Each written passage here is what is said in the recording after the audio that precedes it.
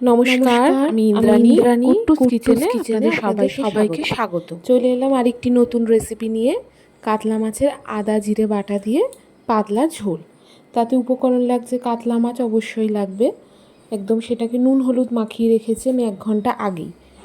লাগছে চোখ লম্বা করে কাটা আলু, লাগছে টমেটো, কটা চেরা কাঁচা লঙ্কা আর একটুখানি আদা। আমি ওই কাঁচা লঙ্কা টমেটো আর আদা মিক্সিতে দিয়ে নিয়েছি। লাগছে অল্প পরিমাণ মতো জিরে আর পরিমাণ মতো লঙ্কার গুঁড়ো। আমি এখানে লঙ্কার গুঁড়োটা কম ইউজ করেছি, কারণ আমি কাঁচা লঙ্কার আমরা বেশি খাই, কারণ এই ঝোলটা আমার ছোটো বাচ্চাটা খায়। বেস্ট বানিয়ে নিলাম। এবার দেখুন কড়াইতে তেল দিয়ে দিয়েছি, সরষের তেল। তেলটা গরম হয়ে গেছেও। গরম হয়ে গেলে এতে এবার আমরা দিয়ে দেবো নুন হলুদ মাখিয়ে রাখা কাতলা মাছ। এই কাতলা মাছটা এবার দিয়ে দিলাম আমি কড়াইতে। এটা বেশ কড়া করে মাছগুলো ভাজা করতে হবে, আমরা একটু কড়া ভাজাই খাই।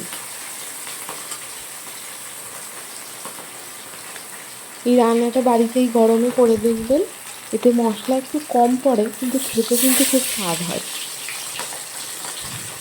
দেখুন মাছগুলো আমি দিয়ে দিয়েছি। এই মাছগুলোকে একটু কড়া করে ভাজতে হবে। দেখুন বেশ কড়া করে মাছগুলো প্রত্যেক কটাই আমার ভাজা হয়ে গেছে। এবার আমি মাছগুলোকে একটি পাত্রে এক এক করে তুলে নেব।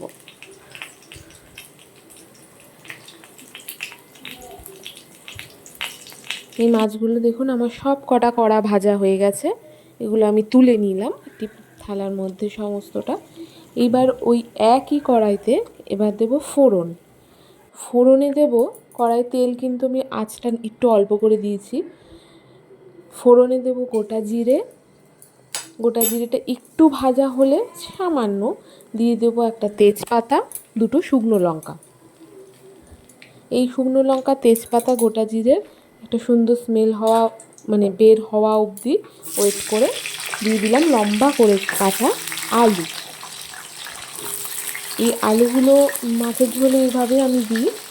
আলু ছাড়াও অনেকে আপনারা খেতে পারেন, আলু দিয়েও খেতে পারেন। আমার ঘরে যেহেতু আলুটা একটু বেশি খাওয়া হয়, তাই আলুটাই দিয়েছি একটু বেশি করে।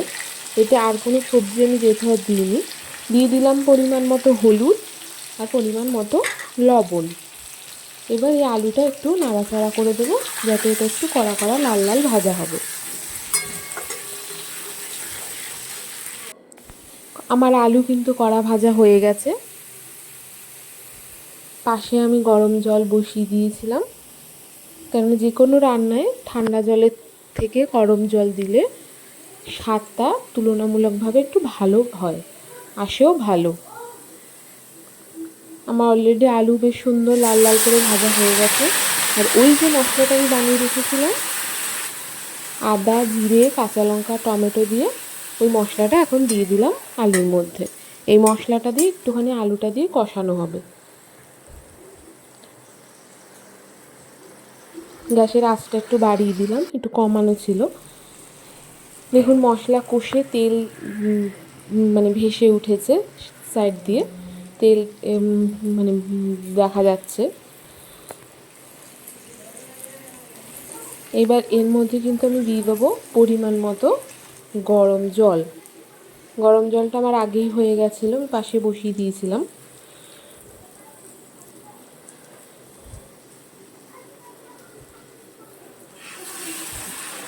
আমি পরিমাণ মতো গরম জলটা দিয়েছি, আপনারা আপনাদের পরিমাণ মতো ঝোল বাড়িয়ে বা কমিয়ে নিতে পারেন জলের পরিমাণটা। এই গরম জলটা দিয়ে একটু নাড়াচাড়া করব এবং এটা ফোটা অবধি আমরা একটু অপেক্ষা করব।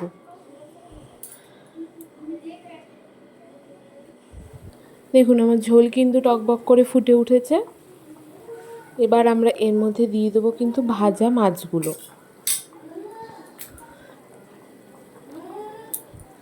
আমাদের বাড়িতে গরমকালে না এইরকমভাবেই ঝোল হয়, নয় আলু কাঁচকলা দিয়ে, নয়তো আলু পেঁপে দিয়ে, নয়তো শুধু আলু, এরকম আলু দিয়ে। মাছগুলো আমি সব দিয়ে দিয়েছি। আমার এই সময় আপনারা একটু ঝোলটা দেখে নেবেন, নুন ঝাল ঠিক আছে কিনা। আমার ঠিক ছিল, তাই আমি আর কিছু দিইনি। দেখুন আমার পরিমাণ মতো কিন্তু ঝোল জল শুকিয়ে ঝোল হয়ে গেছে।